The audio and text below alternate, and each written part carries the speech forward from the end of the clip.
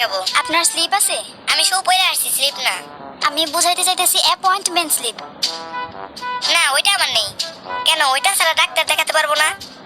Wait, মাত্র 65 KG. মানে? কেন, আপনি তো মাত্র জিজ্ঞেস করলেন আমার ওয়েট, তাই আমি বললাম। শুনুন, আগামীকাল সকালবেলা আপনার প্রস্রাব টেস্ট করব। এই বোতলে আপনার প্রস্রাব নিয়ে আসবেন। তো টেস্ট কি আপনি করবেন, আপনার সহকারী করবে? আরে না, আমি নিজেই টেস্ট করব। প্রস্রাবের বোতল তো ঠিক আছে, কিন্তু চানা চুরালেন কেন? না, ভাবলাম খালি মুখে টেস্ট করবেন, ব্যাপারটা খারাপ দেখায় না, তাই চানাচুর আনলাম। চানাচুরের সাথে টেস্ট করে মজা পাবেন।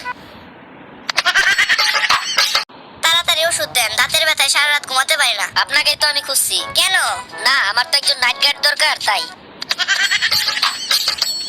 ডাক্তার সাহেব, আমার প্রস্রাব হয় না, জ্বালা পোড়া করে। মেশিন নষ্ট হয়ে গেছে, পাল্টাইতে হবে। কি বলেন ডাক্তার সাহেব, এটা কেমনে সম্ভব? আরে, যে মেশিন দিয়ে আপনার টেস্ট করব সেটা নষ্ট হয়ে গেছে। ঢাকা তো অনেক দূরে, কুমিল্লায় রাখলে চলবে?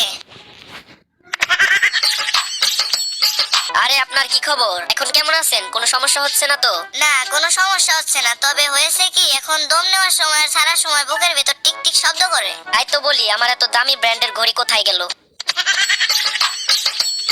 আচ্ছা ডাক্তার সাহেব, আপনি কি সত্যি বলতেছেন আমি চশমা নিলে পড়তে পারবো? নিশ্চয়ই, কেন পারবেন না? আমি তো আগে পড়তে পারতাম না, যাক, চশমা নিলে তাও পড়তে পারবো। ডাক্তার সাহেব, আমাকে কুকুরে কামড়েছে। আপনি কি জানেন না আমার রোগী দেখার সময় বিকাল 4টা থেকে রাত 8টা পর্যন্ত? আমি তো জানি, কিন্তু ওই হতচ্ছাড়া কুকুরটা তো আর জানে না।